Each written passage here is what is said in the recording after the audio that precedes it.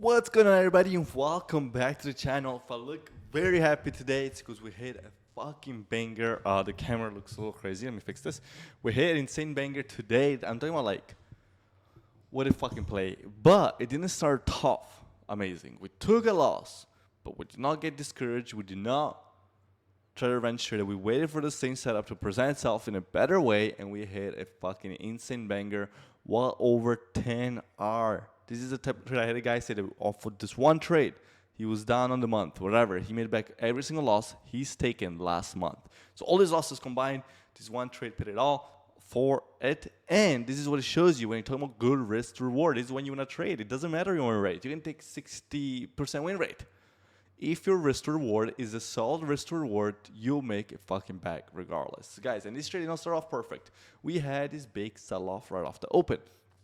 Right? It was news, 10 a.m. news, and I looked for my usual 10 a.m. reversal, which I like to trade. On the 1 minute here, we had a bullish divergence here at these lows with these 2 5-minute candles with the S and NQ, as you can see there. So I thought on the 1 minute on this inverse, or this first inverse, I'll take a long. Unfortunately, it didn't work out, and we took about an 18-point stop, which is nothing, right? Because then if you see our win was well over 200 points if you combine everything on NQ. Fine, it is what it is. The haters start talking, but I always laugh in the end and I say, if you hate me, don't switch it back when I win. So then I'm noticing this trend line. I'm noticing pretty much kind of like what you call it falling wedge formation at the lows. And I talk about falling wedge. It's like a retail pattern, but why does it work? It's because of momentum. If I've talked about momentum before, but whenever price makes this kind of move, it tends to reverse. When price makes moves like this, it tends to continue the trend. Do you see that difference on how that looks? So I start seeing this momentum move to the downside. And now I'm just looking for potential entry. And yes, again, makes a new low there. We get a very thin bullish divergence. And again, we finally break the trend. We finally break this downtrend here. We create some inversions in there on the 1 minute as well as on yes. I was watching for this key area of 20,010 to close over. I kind of front ran it a little bit and I entered a little bit before. And on this breakout, we kind of move it to the upside right here using the candle as our stop, which gives us about a 22-ish point stop and about a 4.5 to 5 point stop on yes. And I told the chat more than likely this will see a new all-time highs on yes, more than likely, and a new high overall on the NASDAQ. As I felt that this move wasn't a real move, and we had taken out, if we go to the larger time frame, guys, we were here yesterday's low, taking out all this liquidity, all those equal lows. If we look at the S2, what do we see here? A ton of equal lows from yesterday. And then whenever you have equal lows, you have a buildup of liquidity. And whenever you take out this liquidity, the move to the opposite side will be an extended move. It will be a very strong move. It's a slingshot. That's why I do not fight it once it goes that way. This also looked like to me on the 50 minutes, and then somebody in the chat actually pointed out to me, and I had to agree. Pretty much like an AMD setup right here. Yeah, this is long consolidation from yesterday pretty much into the pre-market session. This move right here, if you see, kind of a reversal on the 50-minute coming to yesterday's low, as well as into this 15-minute fair value gap from the previous days. As you can see, price momentum starts changing on the smaller time frame, and you gotta come and fill these imbalances.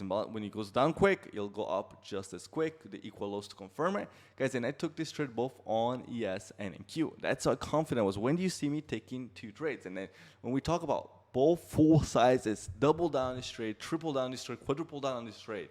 When I talk about adding to your winners, when to know it's a good time to add and go in heavy, this is what I'm talking about. When I talk about dynamic risk management, which means not taking the same size every single trade, know when to add to a winner, this is exactly what I'm talking about. This is not baby food, 40 takes wins, 80 takes wins. I'm talking about this is a 200 point, which is 800 takes on NQ, and about 100 on yes, which is massive, right? So I made a huge back, well over $20,000 for me today. I was up $12,000 alone on the new brokerage that I'm checking out. I talked about in the last video, Hero FX. I'm going to be posting that, me closing my trades on that, and I asked for a withdrawal on it. I'll be posting the withdrawal as soon as I get it. So hopefully by the time I pull this video, it'll be there. I don't know if I'll be this video or next video. I don't know when I'm doing that. But it's been about 3 hours. I haven't gotten it yet. So We'll see. I should be good. But as long as it's within 24 hours, I withdraw from a broker. I feel very confident about that. With thinkorswim, for example, can be even a couple days to 3 business days. So as for a small withdrawal, $5,000, about $12,000 overall up on that account. And I made a huge bag today on my option account too, and feels really good. Again, coming off a loss. You know, when you trade like with loss, when I take a loss, it hurts more because I'm trading live with people. People start talking, whatever it is and that, and it hurts. Like these losses do hurt, but I have to trust myself. Here I could have easily been like, okay, now I'm gonna go short because I was wrong. No, my idea is this move was fake. Sometimes your idea can be right. You just need to wait on it. You know, like that time aspect of trading, which we talk about all the time, play out before your idea actually executes. And it's having confidence in your skills, right? Like even for myself, I need to have confidence in my skills as well as you guys. When you enter a trade, to trust that trade that's actually gonna work out in that, right? Because if you don't trust your trade, hey, you can only do so much with your trading. And while I'm on the topic with Hero FX, guys, they're a new show sponsor. So if you trade forex, right, and with me, it's like I do like to trade a little bit of forex, not GBP, USD, none of this shit. I trade the indices, and I like that it gives me the flexibility of trading it after hours or when the market is closed for options, and not only sticking to futures. I feel like futures to me, I do enjoy them, but going to prop firm right makes more sense. I feel like with forex, I can one, swing it a lot more easy, and two, have a lot less risk. I feel like with futures, it's much more riskier to trade. So I've been enjoying their platform. I've been trading on the Xtrader. Soon I'm going to be getting Trade Locker, and also they have some other pretty cool platform and getting an app. They're currently doing 100% deposit bonus. So if you put a band in, you get a band back. If I recommend you guys something, is put in fucking $1,200. Trade their $1,200 it'll give you, and you keep your own shit. That's all I'm saying, right? No, they probably don't like that if I say that, but me personally, if I was a new trader, it's almost like free money. It is crypto to withdraw your money, so keep that in mind. It's good if you're out of the country, especially for a lot of you guys that don't live in America, right? So that was a beautiful day, and we talked about yesterday's range, and look, we came to the bottom of the range, so full confident on the longs, with yesterday's price action, building all that liquidity, right? So now we're gonna see what I'm interested in. We do have J Powell speaking, I think, later into the week, guys. And if you don't follow me on Twitter, real quick plug, go follow me on Twitter. Small long position. This is a little bit of a troll, but small long position. I took 50 longs there.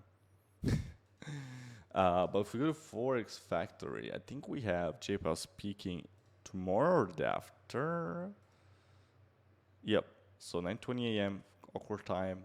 I think J Powell speak will either top the market temporarily or will actually push it towards the right direction. Anyway, hope you guys enjoyed this video. Hope you guys have a great day. If you do want to trade live with me, link will be down below. Use code 39 at checkout for $39 your first month. And peace out.